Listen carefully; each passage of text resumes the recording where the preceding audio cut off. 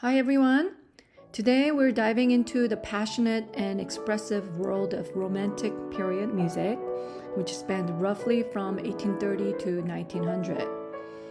This period saw music becoming more personal, emotional, and reflective of the broader cultural, political, and philosophical shifts of the 19th century. The Romantic period continued and expanded all of the developments from the previous period. With the French Revolution's repercussions continuing, middle class steadfastly rose along with nationalism in all European countries. Music education spread in all classes, along with public concerts for all. It was deeply influenced by the Industrial Revolution, political revolutions in Europe, and Romanticism, Realism, Exoticism, and Nationalism were focal movements in art. Think of novels such as Frankenstein, The Hunchback of Notre Dame, Les Miserables, Madame Bovary, and Tom Sawyer, and their themes of emotion and individualism, of underspoken people of society, and stark realities of human problems. Composers now saw themselves as artistic geniuses, not just servants of church or court. Music became a medium for self-expression, storytelling, and emotional exploration. Romantic music took many of the classical forms, like the symphony, sonata, and concerto, but expanded them. Emotion and expression became greater in dramatic contrasts, richer with adventurous harmonies and lyrical melodies. Rubato practice abounded with greater flexibility and tempo, giving performers more expressive freedom. There was greater chromaticism with more daring modulations, not just to a neighboring key area. Expanded orchestras made up of bigger ensembles and new instruments, such as tuba and celesta, offered richer textures. We will study more in detail how these characteristics manifested in various representative works of this period. Old genres such as symphonies, concertos, string quartets, and program music continued, but with greater variety and expansions. Symphony especially grew in size and emotional depth, as we will see in works of Brahms and Tchaikovsky. Concertos became more virtuosic and dramatic, such as the works of Chopin, Paganini, and Mendelssohn, as instruments developed to be able to express wider spectrums of tone colors, ranges, and techniques. New genres such as character pieces for piano and tone poems or symphonic poems developed in this period. Character pieces are short, expressive works for solo piano, such as Schumann's Kindersingen or Chopin's Nocturnes. And tone poems are one-movement orchestral pieces that tell a story or paints a scene, such as Liszt's Les Préludes. For vocal music, Italian operas continued to dominate the scenes, but other schools were developed in Germany by composers such as Weber and Wagner, and in France by Meyerbeer and Bizet. Art songs became another main vocal genre of this period. An art song, Lied in German, was a setting of poetry for piano and voice, deeply emotional in its character. Schubert's Erlkönig or Earl King and Schumann's Dichterliebe are such works. Composers still wrote cantatas and oratorios, but popularity of operas and art songs overshadowed these genres. A key debate of the Romantic era centered around whether to preserve classical forms or push musical boundaries. Traditionalists like Johannes Brahms respected classical forms but infused them with romantic expressiveness. He favored absolute music, that is, music for music's sake, without programmatic storytelling. Others in this school included Franz Schubert, who wrote 500-plus art songs, along with symphonies, piano, and chamber works, Felix Mendelssohn, who revived J.S. Bach's music, his sister Fanny Mendelssohn, Robert Schumann, and his wife Clara Schumann, who both were close friends to Brahms. Revolutionaries like Franz Liszt and Richard Wagner broke away from tradition. Wagner created the music drama, blending music and narrative into a total work of art called called Gesamtkunstwerk in German, and Liszt pioneered the tone poem, blending music and literature. Hector Berlioz also expanded programmatic music in the largest symphonic work by this period in history, with Symphonie Fantastique, a 5-movement symphony that weaved his personal love story directly. The debate between absolute and programmatic music shaped the direction of Western music for generations to come, eventually leading to further diversity of idealisms such as Impressionism, Expressionism, and many other isms, as we will see in the music of 20th century and beyond. Also prevalent in this period was nationalism, and many composers wrote music that explicitly represented their countries. Chopin, who almost exclusively wrote for piano, wrote many works that reflect his Polish heritage. Bedřich Smetana and Antonin Dvorak both wrote works that honor Bohemian cultures and sentiment. Tchaikovsky, along with many Russian composers, wrote works that carried or expressed Slavic sound, and America was also rising in its national identity, represented with composers such as Sousa. Let's explore the music of the Romantic period, starting with an example of an art song. The following is Erlkönig by Franz Schubert. The song is an iconic example of the art song genre.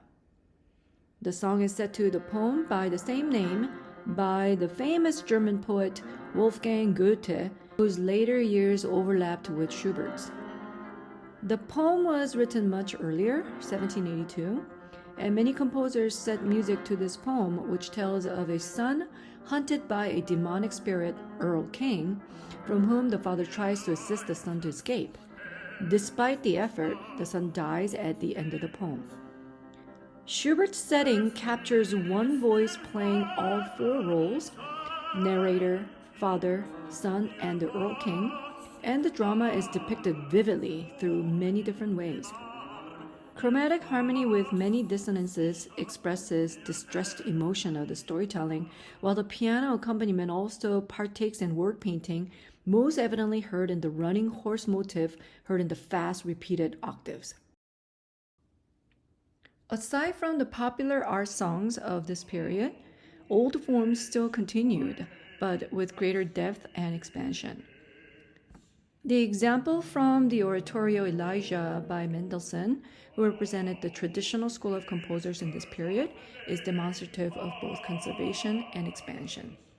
You can see that the traditional forms of recitative, chorus, and aria are retained in the examples of O Thou Who Makest, The Fire Descends, and Is Not His Word Like a Fire, respectively representing the forms, along with melismatic and virtuosic singing.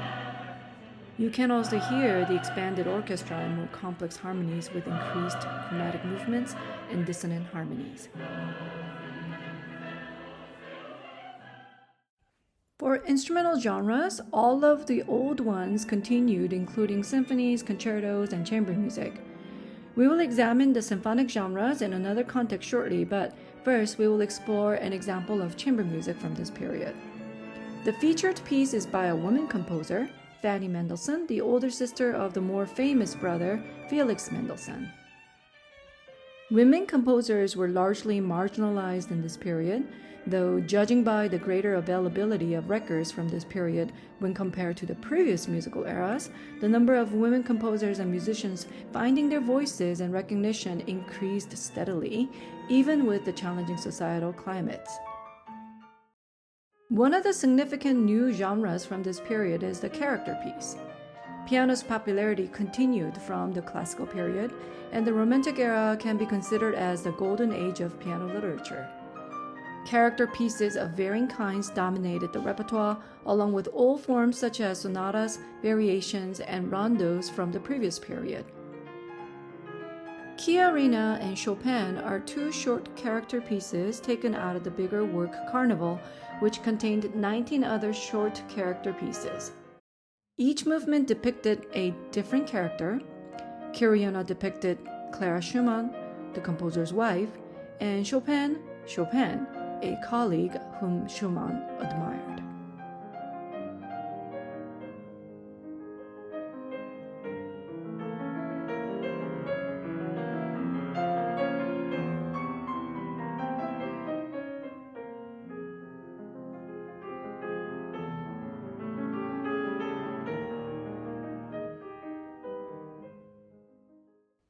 Another popular character piece was Ballade, and the example we will hear is by Clara Schumann. You can hear much rubato in performance, a manipulation of timing prevalent in Romantic period's performance practice.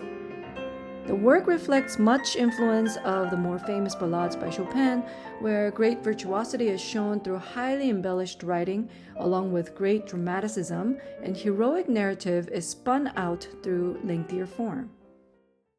Chopin almost exclusively wrote for piano, and through his piano works, one gains insight into the diverse and virtuosic writing of the piano character pieces of this period. As mentioned before, his ballades represent the extensive large forms that he had developed during this period, a set of staples that all serious pianists must know. He also wrote many short forms, mazurkas being an example. Mazurka is a Polish dance, and Chopin adapted the music into solo piano repertoire. Shorter and more accessible in writing, the mazurkas are great pedagogic materials. Liszt, a frenemy of Chopin, is another pivotal figure in the development of piano literature from this period. He took piano performance to another level of virtuosity and became arguably the first international star of the instrument, unprecedented in fame and prestige. Though well-versed in the old forms as well, he was friends with the progressive composers such as Wagner on the opposite side of the traditionalists. He is credited for creating the genre symphonic poem or a tone poem, a one-movement work that depicts narrative of a poem. He also wrote works that reflect his Hungarian heritage, exemplified in works such as the Hungarian Rhapsodies, written for both solo piano and orchestras. The example given is from number 2, the famous last movement of the work, demonstrating great virtuosity along with exoticism and nationalism. Program music continued to expand, best exemplified in the symphonic work of Berlioz' Symphonie Fantastique. The symphony consists of 5 different movements, each with a descriptive title. The entire symphony lasts about an hour, and the work incorporates an idée fixe, a fixed idea or theme that recurs throughout the work. The symphony is accompanied with a program note written by the composer, a semi-autobiography that recaps varying scenes of the artist suffering from an unrequited love. The composer is said to have written the work after falling in love with a Shakespearean actress, Harriet Smithson, who later becomes his wife. The marriage ended in divorce, as if to fulfill the disastrous ending foretold in the symphony. Aside from the fascinating story and background surrounding the symphony, it is also a great example of Berlioz's contribution to development in orchestration, where varying instrumental techniques and combinations brought to life vivid storytelling and characters. On the other side of the progressive trends manifested in various programmatic music, the traditionalists championed absolute music. Composers such as Johannes Brahms wrote music for music's sake without any associations to specific stories or programs. They often adopted traditional forms and genres for their works, reflecting influences of the old masters such as J.S. Bach, Handel, Beethoven, Haydn, and Mozart. The Movement 3 from Symphony No. 1 by Brahms demonstrates such practice. It is an ABA dance form typical in classical symphonies. The changes between sections are clearly heard in the changing meters, A in simple duple and B in compound duple. At the return of A, motif from B is skillfully weaved into the A to offer variation. During the Romantic period, nationalism sprung in many countries. Several composers from what is now Czech Republic, Russia, and also in American continents wrote works with traditional and original folk melodies, offering art music beyond the German, French, and Italian establishments. Bedřich Smetana was a pianist and composer who, along with Dvorak, is considered as a co-founder of the Czech National School. In his works, he incorporated Czech traditional dance forms and patriotic themes, yielding lasting masterworks such as The Battered Bride, a comic opera, and My Country, 6 symphonic poems on Bohemian landscapes and themes. Antonin Dvorak was a violinist and composer who also represented Czech, but who also worked extensively in America, adopting American folk music of both African and Native American influences, and impacting subsequent generation of American composers such as Copland and Gershwin.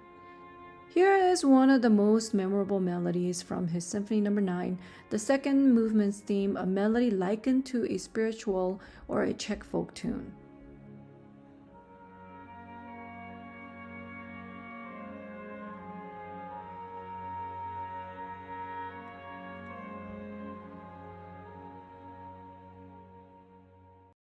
Several composers from Russia rose to distinction during the Romantic period, Tchaikovsky arguably being the most famous one. His music definitely reflected nationalism with many references to Russian musical heritage, but at the same time, his work showed influences of the traditional German school, Italian opera, and French ballet music.